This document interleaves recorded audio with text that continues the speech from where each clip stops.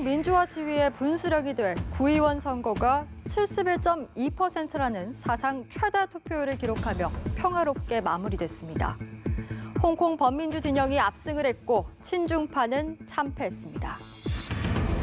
표로 심판하겠다.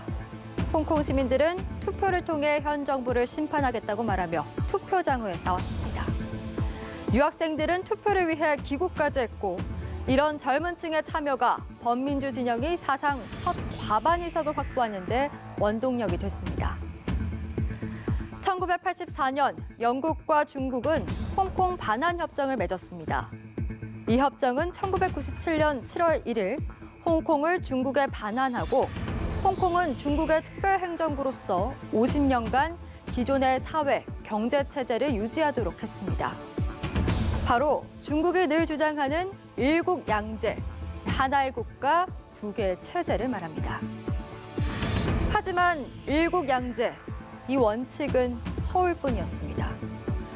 홍콩 시민들은 행정수반 역할을 하는 행정장관조차 그들의 손으로 뽑을 수 없었습니다.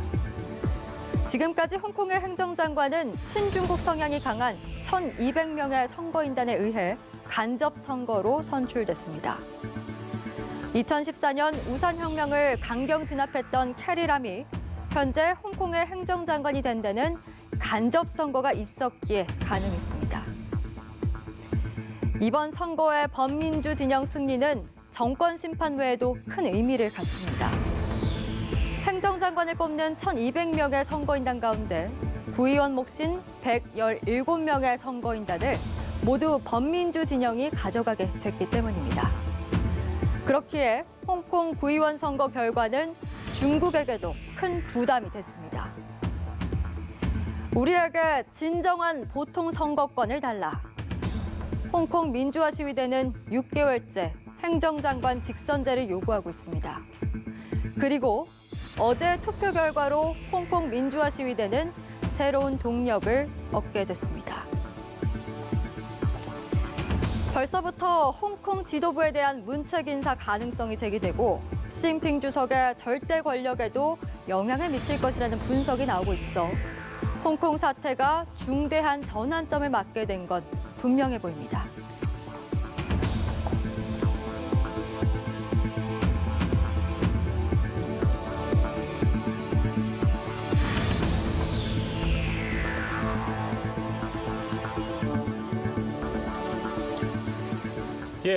앞서 보신 것처럼 홍콩의 민주화 요구 시위가 이제 6개월째로 접어든 가운데 향후 시위의 중대 분수령이 될 것으로 그동안 여겨져 왔던 구의원 선거에서 범민주 진영이 친중파를 누르고 압승을 거뒀습니다. 71%의 사상 최대 투표율을 기록했고요. 특히 젊은 층의 투표율이 큰 폭으로 증가했습니다. 네, 사상 최고의 투표율 그리고 범민주 진영의 압승이 무엇을 의미하는지 직접 홍콩 선거 현장에 다녀오신 분입니다. 임채원 경희대 미래문명원 교수와 함께 짚어보겠습니다. 어서 오십시오. 안녕하십니까. 저희 연일 도와주셔서 너무 감사드리는데 오늘 새벽 5시에 입국하셨다고요? 네, 새벽 비행기 타고 다시 돌아왔습니다. 너무 피곤하실 텐데 저희 도와주셔서 너무 감사드립니다. 그럼 언제 갔다가 언제 그러면 갔다 토요일 날 갔었고요. 토요일. 23일 선거 전날 가지고요. 거기 하루 자고 그다음에 어제 선거를 보고 새벽 비행기로 다시 돌아왔습니다. 그럼 주말 사이 분위기는 좀 어땠습니까? 뭐 조용한 선거 혁명. 그러니까 23일 날 저녁에 보니까 한번 시내를 돌아봤거든요. 네. 제가 8월 달 이후에 홍콩을 시위 때문에 5번 갔었습니다. 그런데 제가 가본 것 중에 이번에 제일 조용하고요. 평온하고 그런 상황이었고 아마 그 이야기가 만약에 폭동이 아니면 시위가 격렬해지면 선거를 연기할지 모른다는 우려가 시민들에게 많았던 것 같고요. 네. 그래서 오히려 평소보다도 훨씬 더 조용하고 청소도 해놓고 조용히 기다렸던 것 같습니다. 그리고 24일 날 과정에서도 큰 충돌 없이요. 조용히 제가 선거구들을 한 5군데 미리 섭외를 해가 다녀봤거든요. 후보들도 다 만나고 김미샴도 만나고 했는데요. 그때도 평온한 선거를 하고 있었고 그러면서 결과는 저렇게까지 될까 예측은 못했거든요. 그러니까 한 11시쯤 아침에 보니까 사람들이 엄청나게 줄을 서 있더라고요. 네. 거기에 뭔가 조짐이 있다. 선거혁명이 일어날 그렇게 생각했는데 11시 정도 되니까 그때 100만이 투표를 했거든요. 413만 중에서. 예. 그러니까 25%가 그 뭐 11시에 투표를 한 건데요. 그거는 지난번 4년 전 선거에는 7%였거든요. 계속 그 추세가 이어진 게 밤까지 이어졌었고요. 예. 놀랍게도 뭐 그 지난 4년 전에는 한 47%의 최종 투표율이었는데 이번에는 예. 71% 놀라운 일이죠. 그런데 저기 후보들도 내가 면담을 하면서 물어봤거든요. 예. 이게 지금 투표의 선거혁명의 가능성이 있는데 어떠냐 하니까 예. 다들 조심스러워했고요. 네. 그렇게까지 압승하리라고 스스로도 생각 못했다. 그분들조차도 전혀 예. 예상하지 못한 이런 승리였다. 예, 뭐 저런 분위기가 예전에도 한두 번씩 있었던 모양입니다. 그런데 맨 마지막에 뭐 건재파들의 뭐 공격 이런 것들을 해가지고 다 잘 좋은 결과가 안 나왔었는데요. 저건 뭐 그냥 엄청난 일이죠. 지금 388석이 반건재파, 그다음에 558석이 건재파라고 이야기하는데 이렇게 하면 잘 느낌이 안 들는데요. 예. 그러니까 건재파는 452석 중에서 241석을 잃었거든요. 네. 그리고 뭐 민주파는 263석을 잃은 건데 예. 이건 완전히 뒤집어진 거죠. 그래서 뭐 앞으로 과정이나 이런 것들 앞으로 시부터 보면 이건 하나의 큰 선거의 혁명 같습니다. 예. 일부 보도에서는요, 중국이 좀 홍콩의 어떤 시위는 진압했지만 민심까지는 진압하지 못했다 이런 또 네. 결과 해석을 해놨는데 4년 전 선거 결과와는 완전 정반대의 모습이라서 좀 이런 압승 어떻게 보십니까? 그 뭐 선거라는 게 자기가 잘하는 것도 좀 상대가 악재를 두는 것도 많은데요. 지금 전형적으로 이번에 보면 8월 이후에 캐리람이랑 시진핑 정부가 잘못한 거죠. 강경 일변도를 했기 때문에 만약에 좀 유화처로 왔었으면 홍콩 시민들이 저렇게까지 한쪽을 압도적으로 손을 들어주지 않았을 거거든요. 예. 그게 컸던 것 같고 또 하나는 홍콩이 최초로 자기들이 정치적으로 하나의 공동체다 이걸 느낀 것 같습니다. 그러니까 1842년에 홍콩이 그러니까 할양되고부터 지금까지 있었는데 저 그때까지만 해도 사람들이 자기 개인적인 문제 이렇게 이제 정치적으로 뭐 연대하거나 이런 움직임이 홍콩에 많지 않았거든요. 네. 예. 그래서 민주주의 없는 자본주의 이렇게까지 표현되고 있었는데 이번에 6월 이후에 사람들이 시위에 나오고 참여하고 이런 가운데 엄청나게 자기들이 탄압을 받으면서도 우리가 하나의 정치 공동체구나. 마치 촛불 때 우리가 예. 이게 나라 내리면서 하나의 공동체라는 걸 느낀 것처럼 제가 보기에는 홍콩에는 훨씬 더 강도가 더 강한 것 같습니다. 네. 그래서 최초로 제가 보기에는 홍콩에서 하나의 정치 공동체가 탄생한 게 아니냐. 예. 시민들 연대를 통해서 그런 느낌을 받았습니다. 네. 그 말씀해주신 것처럼 정치적 공감대가 좀 형성이 된 것 같은 게 이 투표율도요 역대 네. 최고로 71%를 기록했다고 하더라고요. 이게 4년 전에 비교하면 24%나 증가를 한 건데 좀 이번 시위가 투표율에도 영향을 미쳤다 이렇게 보십니까? 네, 많이 미쳤죠. 위기감이 조성되니까 압도적으로 나왔던 것 같고요. 특히 청년층의 참여가 많았던 것 같습니다. 저기도 뭐 노령층과 청년층이 갈리는데요. 예. 노령층은 언제나 보면 좀 그 부유한 층도 많고 선거에 많이 참여하고 그 젊은 층은 투표에 참여 잘 안 하죠. 특히 구의원 선거면 우리나라는 기초자치단체거든요. 예. 네. 우리나라도 인기 없는 선거죠. 예. 그런데도 불구하고 이번에 저걸 좀 뒤집어야 되겠다는 그런 생각이 있었기 때문에 예. 청년들이 나선 것 같고요. 그다음에 또 하나는 홍콩에 몇 개의 선거가 있는데 직접 뽑는 거는 저 선거 유일하거든요. 그래서 민심이 가장 잘 반영되는 거고, 그래서 뭐 지미 샴 같은 사람도 이 선거에 참여하게 된 거죠. 예. 그것들이 여러 가지 복합적인 요인이 폭발해가지고 이번에 71%라는 뭐 투표율이 나오지 않았나 이렇게 생각합니다. 앞서서 살짝 짚어주셨는데 그 젊은 층의 유권자가요 4년 전에 비해서 굉장히 크게 증가를 했다고 하더라고요. 아무래도 이 시위의 주 세력이 그 젊은 층이었기 때문에 이런 현상이 벌어진 것 같은데 해외 유학생들까지요 이 투표를 하기 위해서 귀국하는 일이 벌어졌다고 합니다. 실제로 교수님께서도 비행기에서 이런 네, 학생을 만났습니다. 만나셨다고. 비행기 타고 갈 때도 지금 뭐 한국에 와 있는 홍콩 시위를 지지하는 학생들, 홍콩인들이 저기 홍대 앞에서도 뭐 집회를 하고 네. 하는데 예. 그때 가서 만났던 친구들이 있거든요. 비행기 타고 갈 때 우연히 만났었고요. 그다음에 제가 저기 홍콩에 가서도 5개 지역을 같이 다녔는데 그때 같이 다닌 친구들 중에서 홍콩 친구가 있었습니다.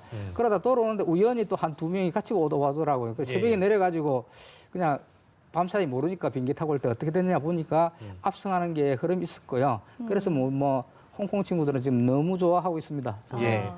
실제 좀 뭐랄까요 기분이나 어떤 느낌이 네. 실제 국내에서 보시다가 비행기에서 만나고 또 홍콩에서 네. 또 직접 만나고 이런 여러 과정을 겪으시면서 교수님 어떤 느낌이나 이런 것들도 좀 많이 색달랐을 것 같다는 생각이 좀 듭니다. 제가 뭐 감히 예상할 수 없겠습니다.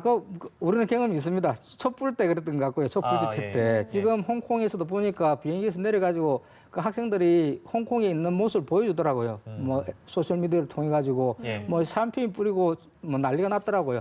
좀 전에 뉴스에서 그 건재파 한 명이 유력 인사가 낙선됐다고 그게 네. 나왔는데 예. 그 사람 낙선된 걸 너무너무 좋아하면서 사람들이 샴페인 터뜨리고 왜 그러냐 그 사람이 혐의가 예. 그때 백색테러의 배후가 아닌가 그런 추정들이 좀 있었거든요. 단지 네. 추정입니다. 예, 네네. 예. 그런 추정에 대해서 이제 뭐 시민들이 반응한 거겠죠. 예. 아무튼 뭐 작은 혹은 뭐 작은이라는 의미보다는 이분들에게는 굉장히 큰 축제처럼 좀 여겨지고 있는 것 같아서 분위기를 저희가 전달받았는데 앞서서 교수께서 계속 이제 언급해주신 이 지미샴이라는 인물, 이 홍콩 시위를 나름 주도해온 어떤 인물로 알려지고 있는데 이 사람도 지금 당선이 된 거잖아요.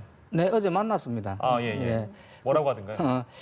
뭐 출마할 생각이 있었느냐 하니까 예. 자기는 거기 살지도 않고 출마할 생각도 없었다고. 그런데 그 지역구가 좀 보수이고 민주파에는 불리한 지역인데 예. 2014년 우산혁명할 때 거기 그 지역에 살던 사람이 이번에 후보로 나오려고 했었는데 실형을 받아가 나올 수가 없었답니다. 네, 예. 네. 그래서 지금 나온 것처럼 짐샴이 자기가 떨어져도 좋다고 생각하고 대타로 나왔는데요. 예, 예. 저 그냥 그리고 저기 노령 인구들도 많고 예.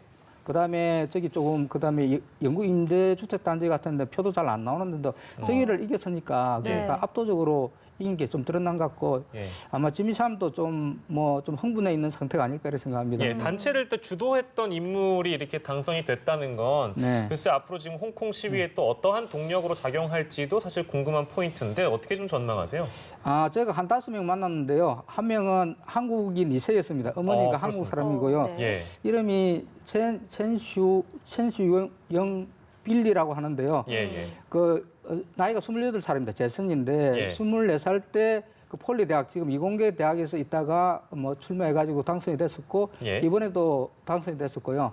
그 다음에 또 한 명은 첫 번째 만난 사람은 오스만 정이었는데요. 그 사람도 2014년 우산혁명 때 뭐 좀 그 경찰하고 나중에 폭력을 당해가지고 그런데 유명했던 사람이 있고요. 예. 그는 몇몇 사람들을 만났는데 전부 다 지금 지금까지 거리에 있던 주장들 5개의 주장이 손을 이렇게 하면서 5가지 요구한다는 게 네. 이제 지금 수많은 사람이 당선되면서 이번에 입후보를 많이 했고 제도권 안으로 들어갔거든요. 네. 그래서 좀 시위 양상이나 많이 바뀔 것 같습니다. 음. 오히려 저는 좀 온건해지지 않을까. 오히려 싸움은 제도권 안에서 할 수 있거든요. 이제 예. 자기들이 이제 뭐 시위하는 권력을 가지고요. 예. 그러니까 조금 그리고 좀 자제할 수도 있고 시위도 하겠지만은 또 한편은 제도권 안에서 문제를 풀기도 하고 예. 그럴 것 같고요. 지금 5개 요구 중에서 아마 3가지.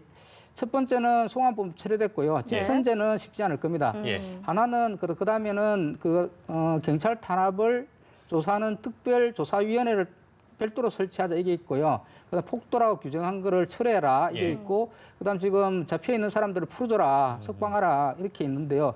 그 후보들하고 구의원 후보들하고 조금 물어봤거든요. 네. 뭐가 가장 절실하냐 중요하냐 이렇게 하니까 제일 첫 번째 할 거는 독립적인 조사위원회 예. 팩트를 정확하게 한번 알아보자 예. 이 같고요. 아마 그걸 두고 좀 조만간에는 좀 싸우지 않을까 싶습니다. 직선제 이런 것들은 이제 숨고르기를 좀 해야 되니까요. 굉장히 큰 담론이니까요. 예, 주제는 있겠지만은 조금만 운동이랑 조금만 성취들을 해 나가면서 큰 이야기도 하는 거니까 예. 지금은 조금 좀 집중적으로 세계의 문제에 예. 오히려 집중하지 않을까 이런 생각이 좀 듭니다. 네. 또 한편 이 최후의 보루로 여겨졌던 홍콩 이공대 얘기도 저희가 안 짚어볼 수가 없을 것 같습니다. 현재 좀 소수의 강경 시위대만 남아 있는데 이게 이제 한 8일 정도 됐기 때문에 여기 남아 계시는 분들이 뭐 거식증, 언어장애 이런 걸 또 호소하고 있다라는 소식까지 저희가 들어서요. 실제로 이제 교수님께서 홍콩 이공대도 다녀오셨다고 저희가 들었는데 그거 분위기 좀 전해주시죠. 궁금해서 가봤습니다. 그리고 또 걱정도 되기도 하고요.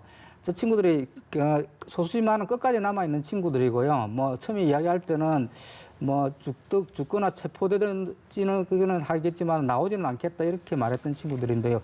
걱정이 돼서 한번 가봤는데 아무도 출입할 수 없었고요.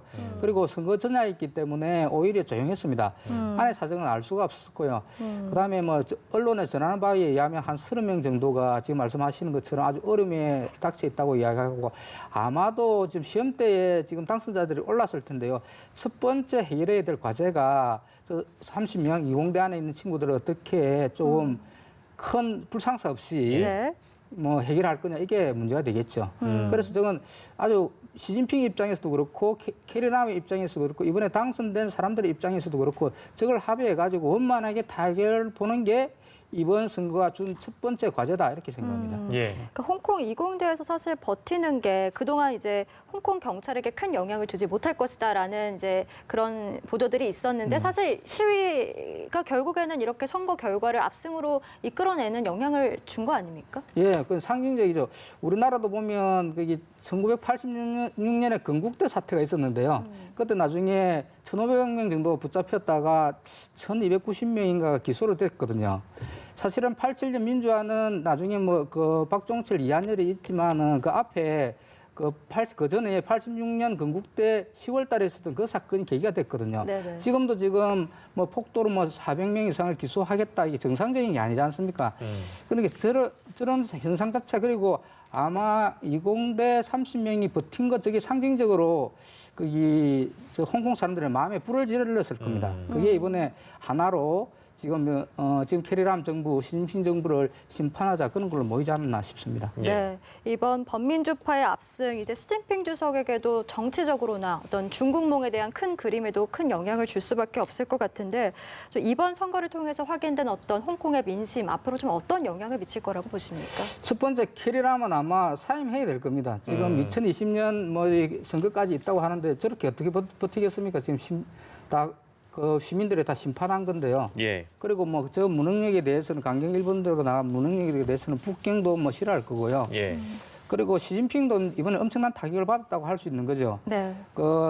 몇 번 확인했는데 특히나 11월 14일 날 브라질 브릭스 회담에 가지고 정상회의 그때 국내 문제를 밖에 나와서 이야기를 했거든요. 네네. 강경 진압을 주문을 하고 예. 그건 다른 나라 사람들에게 다 보인 거죠. 그래서 저기에 실패했기 때문에 그 해외 세계 시민들이 보기도 시진핑 문제가 많다 이런 게 좀 공감대로 형성될 것 같고요. 예. 중국 집권층 내부에서도 지금 시진핑은 아마도 조금 많은 좀 비판을 받을 가능성이 있습니다. 예. 특히나 중국몽이라는 게 지금 뭐 자기들이 패권국가가 되겠다 이런 이상을 가지고 있는 건데요.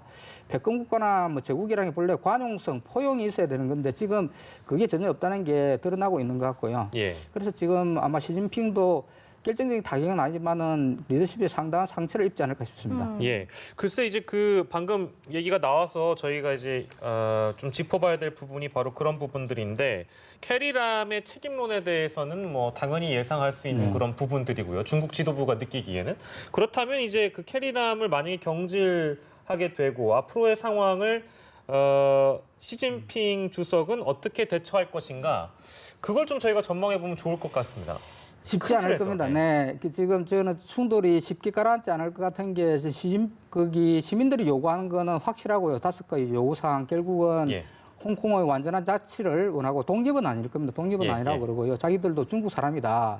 자치를 인정해다. 본래 그 홍콩이 중국으로 반환될 때 약속했던 거 아니냐. 약속대로 하자 이런 이야기고요. 예. 대신에 시진핑은 지금 10월 달, 11월 달 지나면서 자기의 의도가 분명하게 좀 드러난 것 같거든요. 네네. 그 말씀드린 것처럼 1842년 홍콩이 그 아편전쟁 이후에 영국이 하락될 때 그리고 구룡반도가 아직 그때 이전의 체제로 돌리겠다.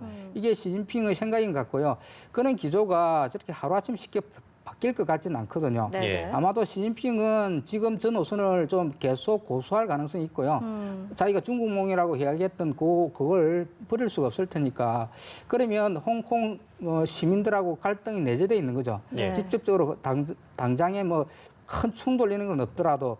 그래서 아마 시진핑의 리더십도 좀 시험대에 오른 것 같고요. 당분간 좀 지켜봐야 될 것 같습니다. 예. 당분간 근본적으로 해결 자체가 된 건 아니다. 예, 예. 그냥 그 홍콩 시민들의 민심이 확인된 거다. 예. 이렇게 하고.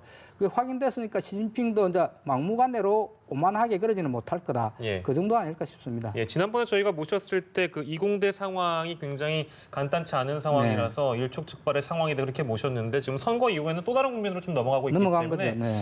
숨고르기를 한다면 또 어디까지 이어질 것인지 시간이 얼마나 걸릴지도 좀 궁금해집니다. 혹시 홍콩은 뭐 또 방문하실 계획이 있으십니까? 아 이제 뭐 일단 2년이 돼 가지고요. 예, 예. 그게 이제 몇 번 가니까 이제 뭐지 한국 민주화 세력이 자기들하고 연대하고 싶다는 걸 알고 있고 확인이 되니까 네. 그쪽도 우리에 대해서 아주 호의적이고 적극적입니다. 예. 제가 이번에 가지고 5명의 이번 9회 후보들을 직접 만났는데요. 그게 선거 과정이 쉽지 않은 일이라고 생각합니다. 자기 선거도 바쁜데 예, 예. 외국에서 온 사람을 만나가지고 같이 인터뷰도 대담을 해야 되고. 해주고 이렇게 예. 한다는 게 특별한 배려거든요. 네. 그게 이제 한국에서 그 전에 우리가 했던 활동들에 대한 인정이고요. 예. 그리고 전체적으로 보면 좀 아시아 민주주의 이런 걸 위해서는 같이 공동의 노력을 해야 된다. 이런 공감대가 적어도 홍콩, 한국, 좀 대만 사이에는 생기는 게 아닌가 이런 생각이 듭니다. 예, 네. 알겠습니다. 저희 이슈큐브에서는 전문가의 한마디로 듣는 한 줄 참견 시간이 준비가 돼 있는데요. 홍콩 선거 결과에 담긴 의미 임채원 교수께서 한 줄 참견해 주시겠습니다. 홍콩 그 선거혁명, 예, 아시아 민주주의 새로운 이정표 뭐 이 정도 하겠습니다. 예, 지금 한국에서 언론이 다룬 거 보면 지금 뭐 조금씩 다루기는 하지만 시민들도 그렇고 홍콩의 민주화에 대해서 크게 관심이 없거든요, 사실. 네. 이웃 나라에서 이루어지는 조그만 도시에서 이루어지는 일인가 보다 이렇게 보니까요. 저 의미가 조금 잘 살아나지 않는데요. 저걸 그냥 아시아 민주주의 큰 틀로 보면 특히나 앞으로 20년, 30년 후에 저 친구들도 지금 젊은 층이 많은데요. 네. 저런 사람들이 앞으로 하나의 아시아의 공동체 속에서 산다. 그 과제로 인권과 민주주의 문제에서 관심을 가져야 된다 이렇게 생각하면 달리 보이거든요. 네. 그러면 아마 아시아 민주주의 초소로서 홍콩 선거혁명 그럼 우리 좀 관심을 더 갖게 되지 않을까 생각합니다. 네, 오늘 홍콩의 선거 결과에 담긴 의미에 대해서 지금까지 임채원 경희대 미래문명원 교수와 함께 짚어봤습니다. 고맙습니다, 오늘 말씀 교수님. 고맙습니다. 고맙습니다.